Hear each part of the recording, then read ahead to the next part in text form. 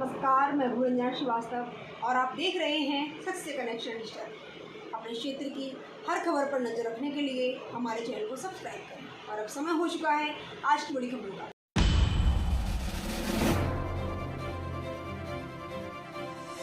नमस्कार, आदाब, सत श्री अकाल। आप देख रहे हैं सच से कनेक्शन डिजिटल और मैं हूं विशाल सक्सेना।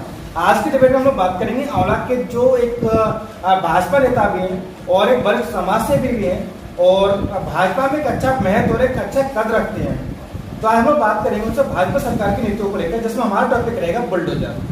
सर, आपका हमारे चैनल सच से कनेक्शन डिजिटल में स्वागत है। तो सबसे पहले हम जानना चाहते हैं कि आपको इंट्रोडक्शन आप शॉर्ट में अपने बारे में थोड़ा सा बता दीजिए। मैं प्रभाकर शर्मा हूँ और वैसे मेरा गांव ढिलोर है और मैं करीब 40 साल से आंवला में रह रहा हूँ और संघ से भारतीय जनता पार्टी से जुड़ा हूँ। ठीक है। तो आप भारतीय जनता पार्टी से क्यों जुड़े? पार्टी तो और भी बहुत सारी, जैसे कि आपकी समाजवादी पार्टी है, बहुजन समाज पार्टी और भी बहुत सारी पार्टी हैं, लेकिन आप भाजपा से ही क्यों जुड़े? क्या कारण है भाजपा जुड़ने का? भारतीय जनता पार्टी से इसलिए जुड़े हम कि भारतीय जनता पार्टी एक ऐसी पार्टी है जहाँ माँ बहनों की कहीं अगर इज्जत की बात आए तो भारतीय जनता पार्टी का ही कार्यकर्ता आगे आता है। गाय गंगा की बात आए तो भारतीय जनता पार्टी का आगे कार्यकर्ता बढ़ता है और अन्य पार्टियों के कार्यकर्ता इन चीजों में नहीं लगते। देश के प्रति अगर कहीं की बात आती है तो भारतीय जनता पार्टी का कार्यकर्ता बढ़ चढ़ के भाग लेता है। अब जैसे कि आपने कहा कि भारतीय जनता पार्टी जो है वो गायों के लिए, ठीक है, काम करती है, गायों की सेवा करती है, गौ सेवा करती है।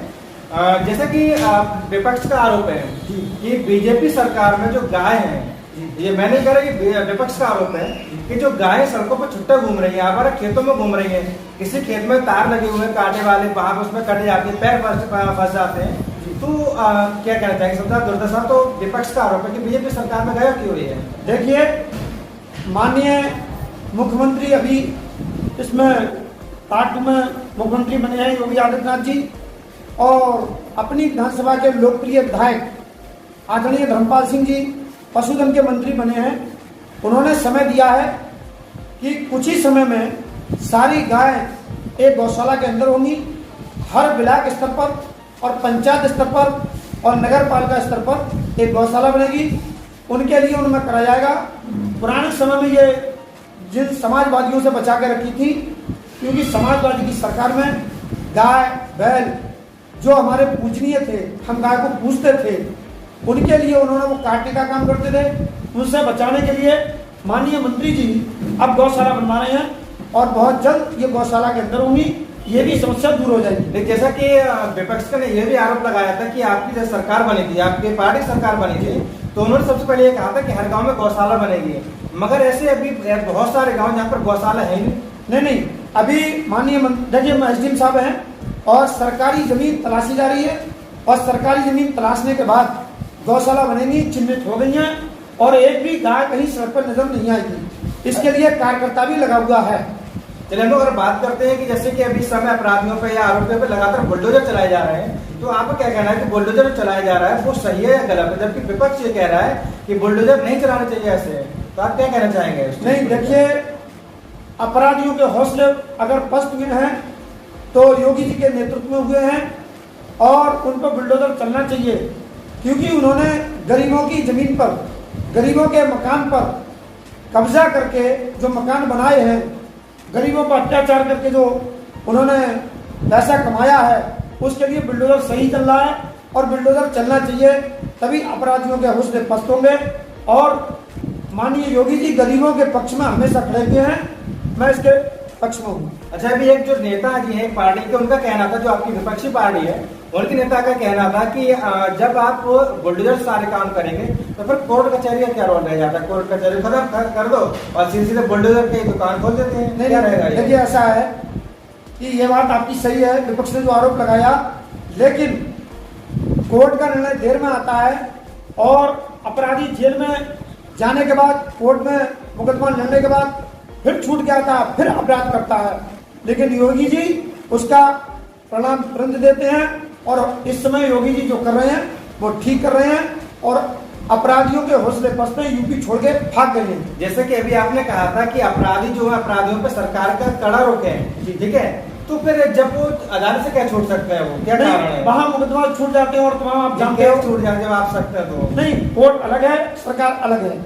कोर्ट में अलग निर्णय होता है और सरकार का निर्णय अलग होता है। नहीं तो सरकार का निर्णय कोर्ट का निर्णय अलग कैसे हो सकता है? जो सही है अदालत भी वही कह रही है और सरकार भी तो वही कहेगी जो सही है। वहाँ असल में होता क्या है कि जो अपराधी होते हैं, अपराधियों से समाज में लोग डरते हैं, तो उनके डर के मारे उनके पक्ष में बयान दे देते हैं, इसलिए छूट जाती है वो।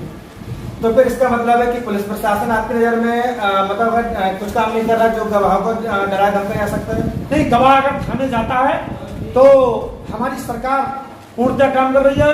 अगर कोई शिकायत करता है उसके लिए तुरंत पुलिस पकड़ के जेल भेजने का काम कर रही है। लेकिन शिकायत करता अगर जेल जाए, थाने जाए तब शिकायतकर्ता को पकड़ के बंद कर देते हैं? नहीं, शिकायतकर्ता को नहीं जी, अपराधी को।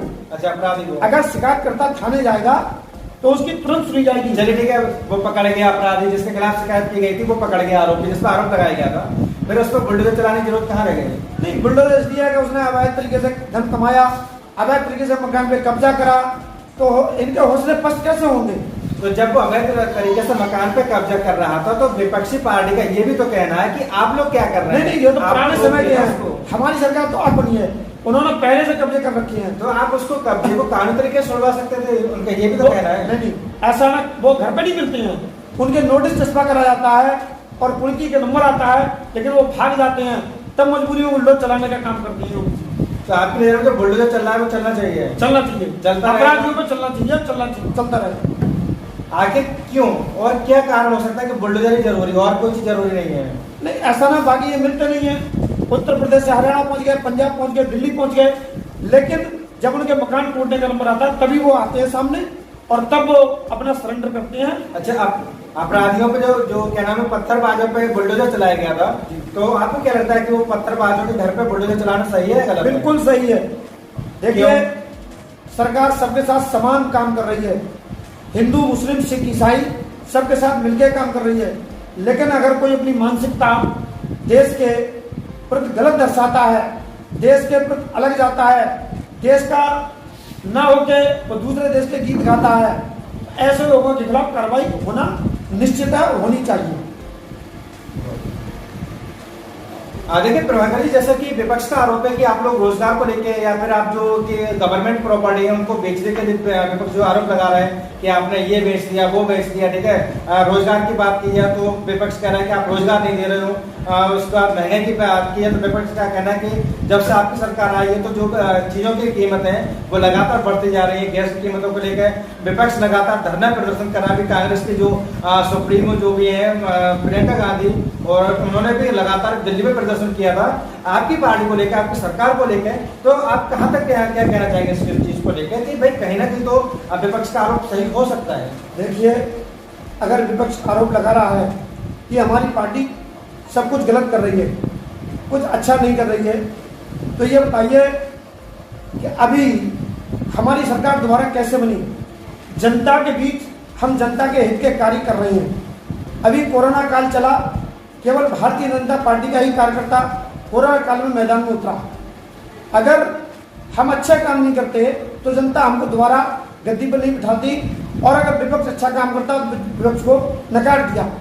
इस समय भारतीय जनता पार्टी ही जनता के हित के कार्य कर रही है और उसने जनता के हित के कार्य किए हैं, तभी जनता ने हमको पूर्ण बहुमत सरकार में भेजा है।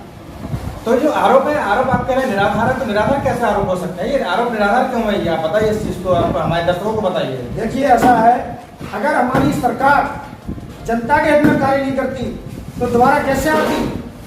जनता ने विपक्ष को नकार दिया, जनता को उत्तर प्रदेश से भगा दिया, किसी पार्टी का कोई वजूद ही नहीं है। समाजवादी पार्टी का बिल्कुल जनता ने नकार दिया, बहुजन समाज पार्टी को नकार दिया। जनता ने अगर विश्वास कराया है तो केवल और केवल योगी आदित्यनाथ ने किया है और पूर्ण बहुमत सरकार में माननीय योगी जी को भेजा है। यह है योगी जी के काम का जनता के प्रति विश्वास। आपने कहा था कि आप जीते, आप मेहनत के बल पर जीते, आप ईमानदारी के बल पर जीते।